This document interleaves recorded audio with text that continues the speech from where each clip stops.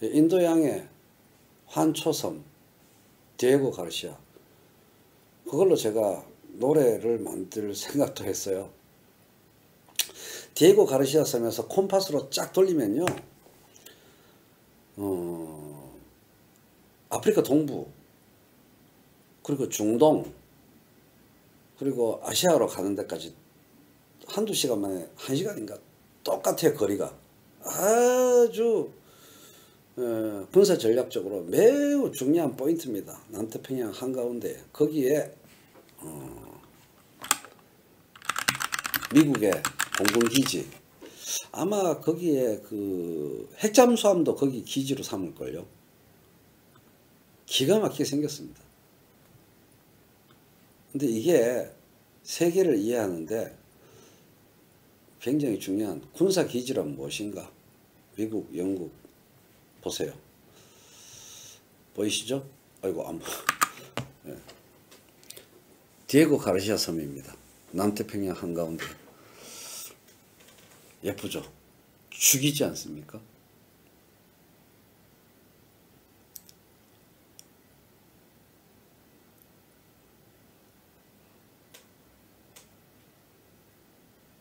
저 오른쪽에 있는 데가 이제 활주로, 산호초가 이렇게 동그랗게 감싸고 있는 섬이에요. 핵잠수함이 샥 안에 들어가 있기에 너무 좋지 않습니까? 네. 소수를 쓰다니요. 팩트인데. 미국이 영국한테 이제 사실상 빌려 쓰는 형식이지만 사실상 미국 거라고 봐야죠. 이전에는 영국의 기지고, 여기 원주민들을 다 쫓아내고 미국이 군사기지로 쓰고 있죠. 그 일도 세계적으로는 매우 많이 문제가 된 일입니다. 처음에 이 군사기지, 공군기지 만들 때. 그래서 세계 지도로 보면, 구글 지도로 보면은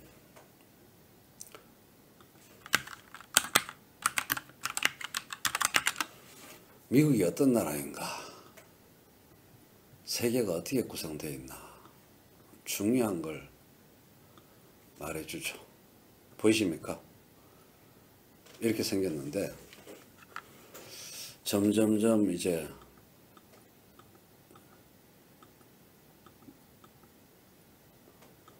보이세요? 어디 있는지. 딱 여기 있어요.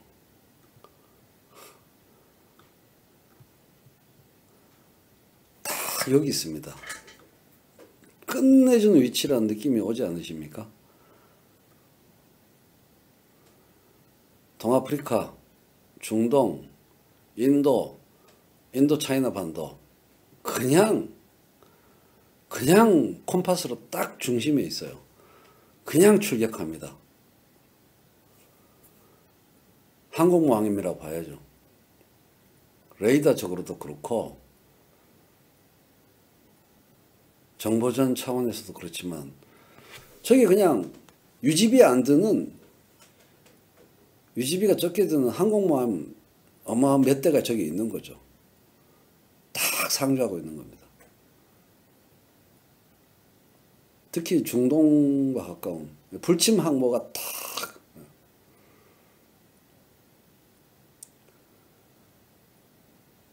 저런 데를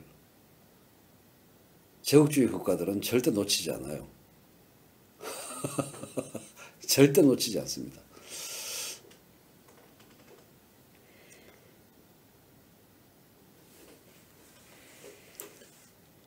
그리고 이런 거 돌려보면 참 재밌는데, 이렇게 돌려보면은 왜 더 안 돌아가냐, 이렇게 돌려보면은 남북 분단, 남북 대립, 왜 냉전 시대였나, 확 느낌이 오지 않습니까? 이렇게 북극해를 중심으로 보세요. 이웃나라예요. 러시아와 미국은 이웃나라입니다. 그 당연히 냉전이죠.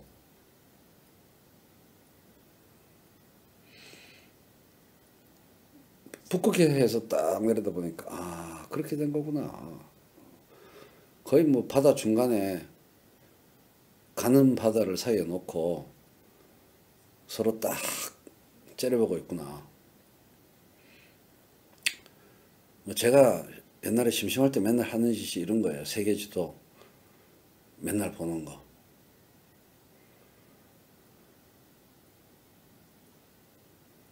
예. 그러니까 나토가 뭔지도 이제 아시겠죠. 나토를 그 멜랑카도르 도법인가요? 그걸로 보면은 나토를 이해를 못해요. 전쟁 나면 나토가 여기 유럽에 있는 거잖아요. 바르샤바 조약기구랑 여기서 벌어질 전쟁에 대한 기본 구도인 거예요. 이쪽으로 치고 들어가는 것도 있지만 이쪽으로 북극해로. 예. 이해되세요? 아주 여기서 전쟁이 다 벌어지는 거예요. 여기 나토가 구성되는 게 이 미국하고 이렇게 그러니까 전선을 이렇게 만들어 놓는 거예요. 이렇게 나토가 이렇게 전선을 만드는 거예요. 러시아가 이렇게 바르샤바 조약기구가 이렇게 있고 동서가 이렇게 대립하는 겁니다. 바르샤바 조약기구랑 동유럽이랑 이렇게 있었고 서쪽에는 이렇게 미국하고 소유럽 국가들이 이렇게 나토에서 우리 휴전선에서 대립하는 거랑 똑같은 구조인 거예요. 지도를 이렇게 돌려보니까 한눈에 보이잖아요. 저쪽 서쪽에 우리랑 상관없이 존재하는 그냥 나토 하는 게 그런 거구나.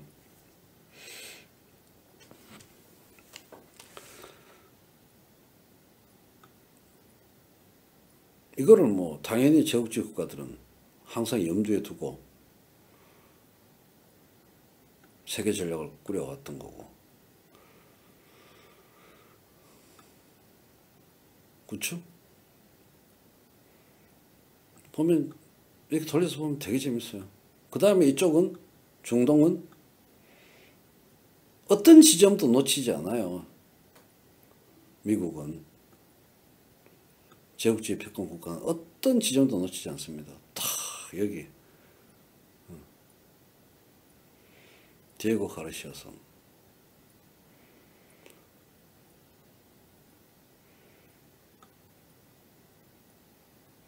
그 다음에 이쪽은 또 중국의 입장에서는 세계를 어떻게 생각하겠는가. 남중국해 동중국해 분쟁이 어떻게 된 거고 요쪽은 또 미국한테 어떤 의미가 있나. 오스트레일리아 이렇게 중국 저지선인 겁니다. 중국의 남방 진출에 저지선이 있다 이렇게 그어져 있는 거죠. 옛날 에치슨 라인 가는 것도 그렇게 이해할 수 있고.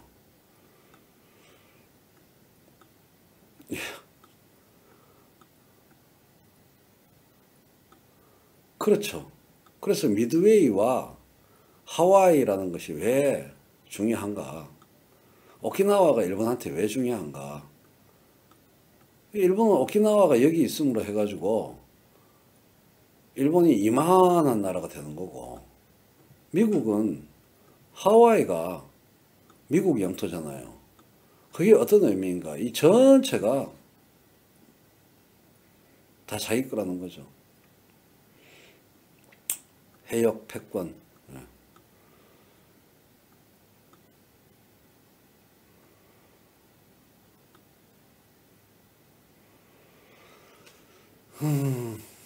베링해에서 이렇게 맞닿아 있는 것도 어마어마한 거고요. 그죠? 완전히 휴전선만큼이나 맞닿아 있잖아요. 저는 항상 전쟁 생각하고 사는 사람이라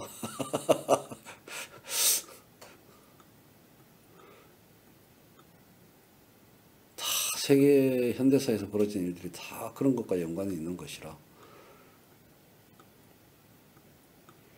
네가 가라 하와이.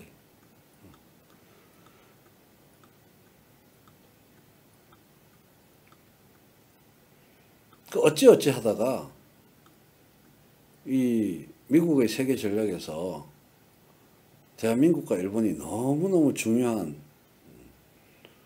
천병이죠. 잘 보세요. 잘 보세요. 여기서 이렇게 미국이 하와이 자기 걸로 해서 이렇게 있는데 잘 봐요. 여기까지 한국, 일본이 이렇게 아시아라는 자기 나와바리가 아니잖아요. 근데 이 미국이라는 거대한 마수가 불침 항모 디에고 가르시아뿐만 아니라 이 불침 항모가 이게 일본이 미국의 불침 항모 아닙니까?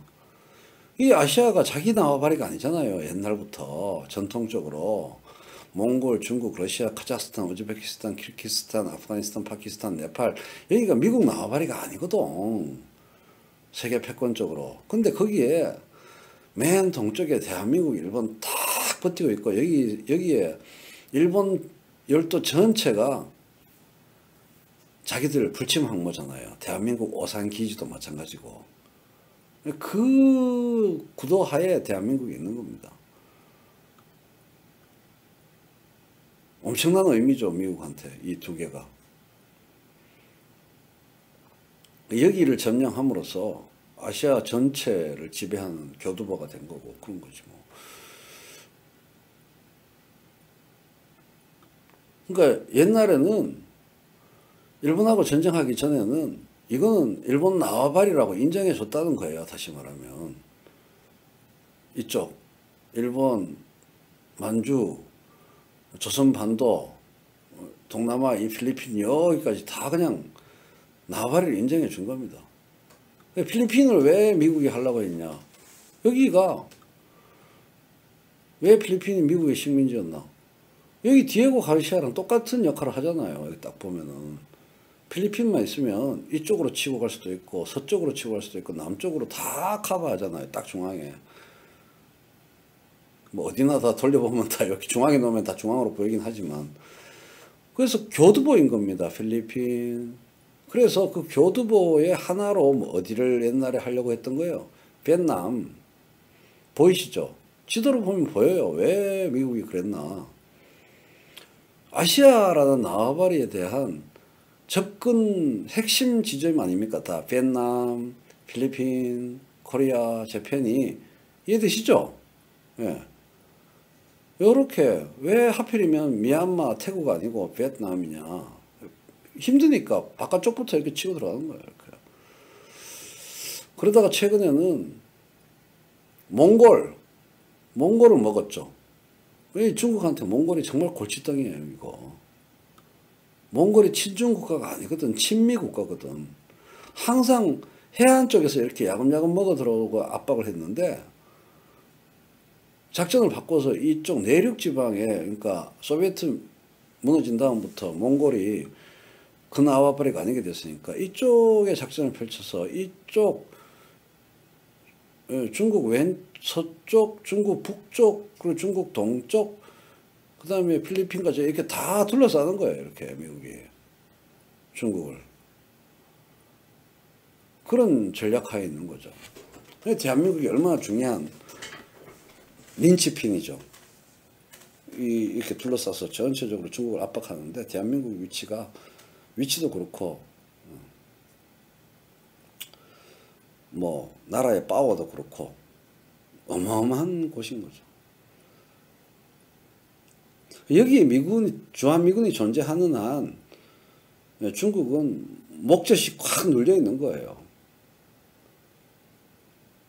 그냥 귀 옆에 피스톨이 딱 대고 있는 겁니다. 얼마나 불편하겠어요. 사실 지들은 여기가 나와바리인 애들인데 어이없죠. 생각해보면 여기가 나와바리잖아. 근데 이 도대체 거리가 얼마야? 근데 여기 딱 한국, 일본이 딱 미군기지, 온천지에 미군기지, 한국, 일본 딱 있으니까 중국이 꼼짝 못하는 거죠.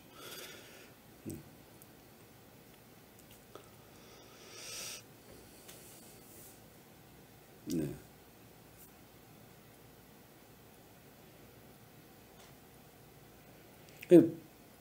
미국 아래 쿠바 같은 거죠. 그러니까 북한이 얼마나 중요해요. 중국한테. 얼마나 고맙고 완충지대가 딱 있잖아요. 서로 부담스러운 거예요. 그러니까 중국 땅이 여기 휴전선까지 내려온다. 여기 다 중국 땅이다, 북한이. 굉장히 부담스러운 겁니다. 조선민주주의 인민공화국이 알아서 중간에 완충지대로 탁 자기 국력 써가면서 버티고 있잖아. 이렇게 보니까 지구본 돌려가면서 보니까 되게 이해하기 쉽죠. 간단하네. 세계를 바둑판으로 해서 땅 따먹기 하고 있구만. 바둑 두고 있구만. 그런 거죠. 옛날에는 근데 여기가 중요했지만 여기서 석유, 아직도 뭐 석유 시대니까.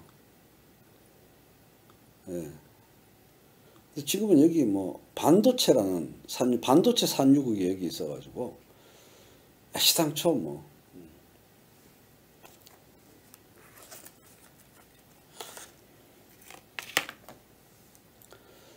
재밌네.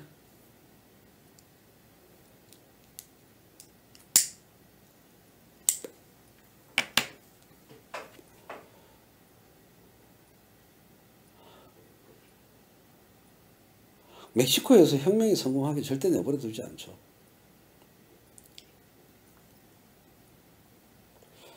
버마는 잘 모르겠어요. 그거는 결국은 중국의 뒷배경이라고 안 봐도 느껴지긴 하는데, 예. 중국이 관여했을 것이다. 인도 미얀마 쿠데타는 뭐 굳이 제가 찾아보지는 않았는데요. 위치를 보면, 지도를 보면 다 보이잖아요.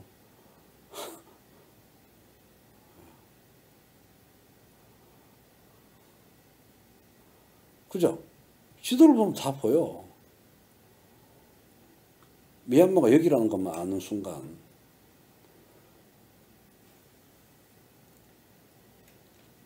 최준영 박사가 저하고 같은 얘기를 해요? 그런 얘기를 해요?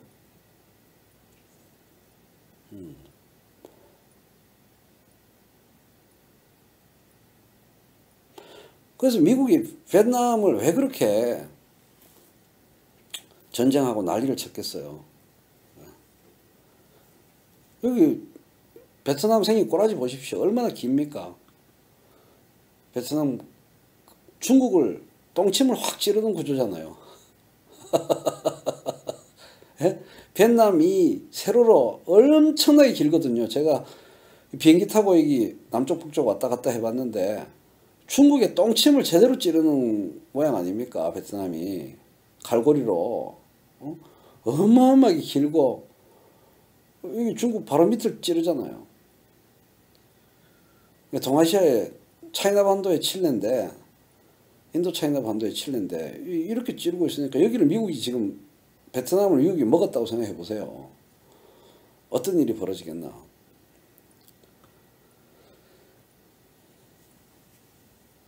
그래서 미국은 지금 대만, 코리아, 재팬, 이축, 지금 베트남은 다시 미국하고 수교했으니까.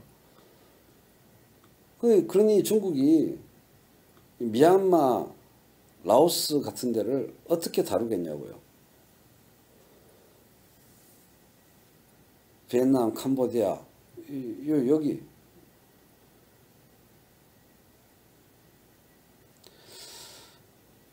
태국은 왜 그렇게 식민지가 안 됐나? 라오스만 없었으면 식민지 됐을걸요?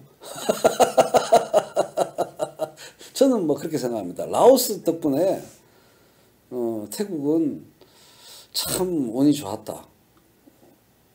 라오스가 있고 없고가 큰 차이가 납니다. 제가 라오스에도 몇 번 가봤는데요. 여기가 지정학적으로 북한 같은 거예요. 중국이 있고 라오스가 있고 태국이 있습니다. 보이시죠? 엄청난 의미가 있는 거예요. 라오스가 땅이 또 넓거든. 딱 중국하고 태국 사이에 라오스가 있으니까 태국이 이 독자적인 독립왕국으로 이렇게 버티지 않았나.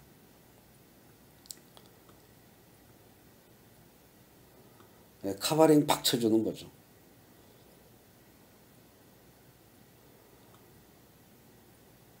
지도로 보면 다 보여요. 다는 아니지만 세상을 이해하는데 많은 도움을 얻을 수 있는 거죠.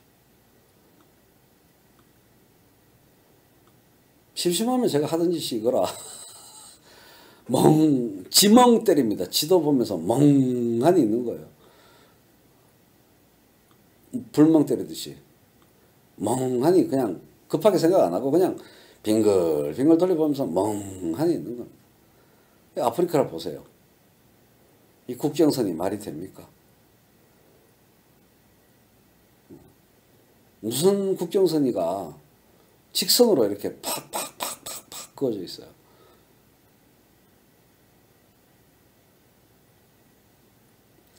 네이션으로 구분될 수 없는 부족들끼리 막 나누어지고 난리가 나는 겁니다. 그러니까 맨날 전쟁하는 거지. 이 영국, 프랑스, 뭐 이 제국주의 놈들이 이렇게 아프리카를 그렇게 만들어 놓은 거죠.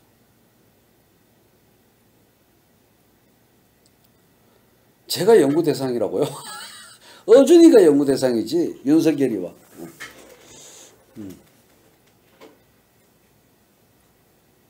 여기는 왜 국경선이 그나마 좀 제대로 그어져 있어요? 아프리카 서쪽은 옛날부터 잘 알고 있었거든, 유럽이. 여기는 발전한 곳이거든. 왜 아프리카 서쪽이 발전했습니까? 동쪽보다. 얘들이 아시아로 가는데 이쪽 실크로드로 못 가니까 배 타고 요 해안선 따라서 물자를 구하면서 요렇게 해안선 따라서 뻘뻘뻘뻘 내려왔거든. 여기는 일찍 터치가 된 거죠. 서쪽은 상대적으로. 예, 같은 이유로 중동도 분쟁이 많다고 봅니다. 자기들끼리의 자주적인 역사적 과정 속에서 이렇게 형성된 국경선 네이션이 나뉘고 이런 게 아니라 제국주의랑 얽혀서 네이션이 형성됐으니까 제국주의 국가들 간의 태도 차이 등등 하면서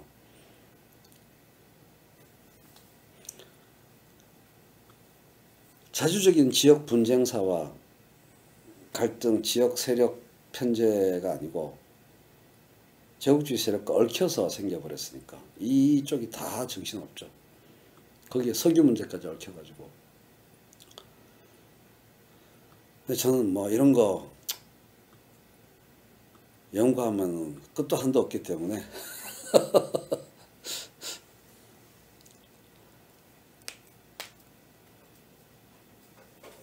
이런 거 공부하면 정말 끝도 한도 없어요. 우리가 모르는 많은 나라들에 대한 공부. 우리가 아는 거는 뭐 미국, 일본, 영국, 프랑스 이런 나라밖에 모르니까. 근데 여기 지금 지도에서 보여지고 있는 나라들의 역사. 이번 에티오피아 건도 에티오피아는 아프리카에서 정말 특이한 위치에 있는 나라거든요. 뼈대가 있는 이 안에서의 뭐 쿠데타 역사 이것도 뭐 박통하고 지냈는데 옛날 에티오피아 왕이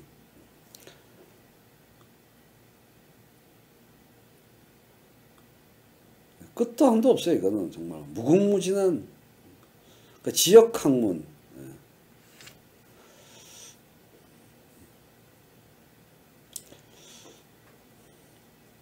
석유 매장량이 많으면 나라를 작게, 자원이 없으면 영토를 넓게 걷어듭니다.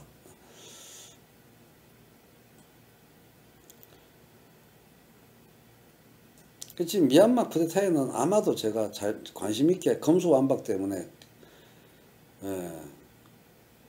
자세히 들여다보고 있지는 않은데 당연히 중국이 뒤에 있겠죠.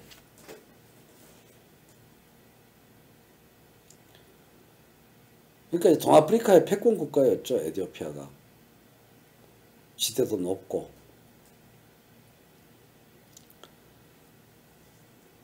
그래서 커피도 아라비카 커피가 나온 것 아닙니까? 이 에티오피아가. 우리가 마시는 아라비카 커피의 원산지가 에티오피아입니다. 주변의 나라들의 부족들 사람들을 다 노예로 만들어서 끌고 갔어요. 에티오피아로. 그 주변에 케냐, 소말리아, 우간다, 남수단, 뭐 수단 이쪽에 에리트리아 이쪽에 있던 사람들이 끌려가면서 자기들이 원래 재배해서 먹던 커피를 에티오피아에서 키우니까 고도랑 기후가 다르니까 얘네들이 커피가 달라진 거죠.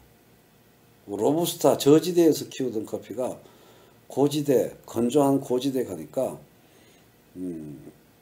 커피가 달라져서 그게 이제 아라비카종 커피가 된 거죠. 거기에도 노예라는 전쟁이라는 게 있고요. 그 커피에도. 여기 또 인도네시아로 가보면